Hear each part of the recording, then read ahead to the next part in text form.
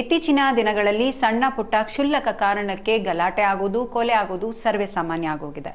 ಈಗ ಅಂಥದೇ ಒಂದು ಘಟನೆ ಬೆಂಗಳೂರಿನ ನಾಯಂಡ್ರಹಳ್ಳಿ ಅಂಬೇಡ್ಕರ್ ಕಾಲೋನಿಯಲ್ಲಿ ನಡೆದಿದೆ. 28 ವರ್ಷದ ಗುಣ ಎಂಬುವರ ಕೊಲೆಯಾಗಿದೆ. ಸಣ್ಣ ಗಲಾಟೆ ವಿಕೋಪಕ್ಕೆ ಹೋಗಿ ಈಗ ಕೊಲೆಯಲ್ಲಿ ಅಂತ್ಯ ಕಂಡಿದೆ. ಏನು ಅಂತೀರಾ?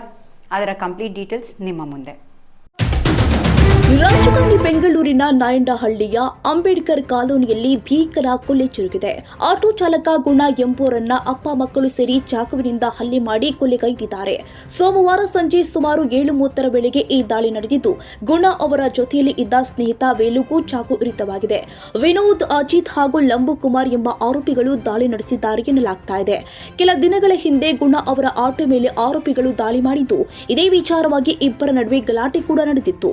ಈ ಸಂಬಂಧ ಪೊಲೀಸ್ ಠಾಣೆಯಲ್ಲಿ ರಾಜಿ ಸಂಧಾನ ಮಾಡಿಕೊಂಡು ಪೊಲೀಸರು ಎಲ್ಲರಿಗೂ ವಾರ್ನಿಂಗ್ ಕೊಟ್ಟು ಕಳುಹಿಸಿದ್ರು. ಇಂದು ಗುಣ ಅವರು ತಮ್ಮ ಹೆಂಡತಿ ಹಾಗೂ ಸ್ನೇಹಿತನೊಂದಿಗೆ ಠಾಣೆಗೆ ಸಹಿಯಾಗಿ ವಾಪಸ್ ಆಗಬೇಕಾದ್ರೆ ಆರೋಪಿಗಳು ದಾಳಿ ಮಾಡಿದ್ದಾರೆ. ಗಂಭೀರವಾಗಿ ಗಾಯಗೊಂಡ ಗುಣ ಮತ್ತು ವೇಲು ಅವರನ್ನ ನಾಗರಬಾವಿಯ ಜಿಎಂ ಆಸ್ಪತ್ರೆಗೆ ಕರೆದೊಯ್ಯಲಾಗಿತ್ತು. ಆದರೆ ದುರಾದೃಷ್ಟವಶಾತ್ ಚಿಕಿತ್ಸೆ ಫಲಕಾರಿಯಾಗದೆ ಗುಣ ಅವರು ಮೃತಪಟ್ಟಿದ್ದಾರೆ. ಗಾಯಗೊಂಡ ವೇಲು ಚಿಕಿತ್ಸೆ ಪಡಿತಾ ಇದ್ದಾರೆ. ಇನ್ನು ಘಟನಾ ಸ್ಥಳಕ್ಕೆ ಬ್ಯಾಟರಾಯನಪುರ ಪೊಲೀಸರು ಭೇಟಿ ಕೊಟ್ಟು ತನಿಖೆ ಆರಂಭಿಸಿದ್ದು, ಸ್ಥಳದಲ್ಲಿ ಭದ್ರತೆ ಕೈಗೊಂಡಿದ್ದಾರೆ. ನನಗೂ ಗೊತ್ತಾಗಲಿಲ್ಲ. ನಮ್ಮ ಮನೆಯವರಿದ್ದರು. ನಮ್ಮ ಮನೆಯವರು ನಾನು ಆಚೆಯಿಂದ ಬಂದಾಗ ಇಲ್ಲಿ ಗಲಾಟೆ ಆಗಿದೆ ಅಂತ ಹೇಳಿದ್ರು. ನಾನು ನೋಡಿಲ್ಲ. ಬಟ್ ಯಾವ ವಿಷಯಕ್ಕೆ ಏನಕ್ಕೆ ಅಂತ ಗೊತ್ತಿಲ್ಲ ನನಗೆ. ಬೆಳಗ್ಗೆ ಈಗ ನಮ್ಮ ಮಿಸಸ್ ಕೆಳಗಡೆ ಬಂದಾಗ ಇಲ್ಲಿ ನೋಡಿದಾಗ ಗಾಡಿ ಈ ಥರ ಇದಾಗಿತ್ತು.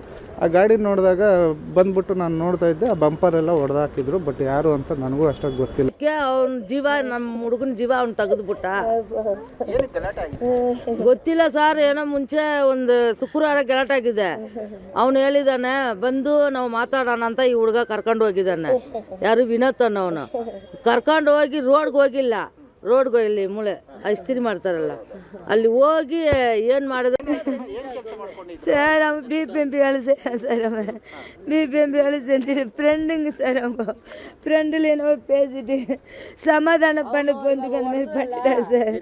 சமாதானம் பண்ண போந்து வேண்டாம், இந்த மாதிரி சண்டைலாம் வேணாண்டா, நம்ம எல்லாம் ஒன்றா இருக்கலாம்.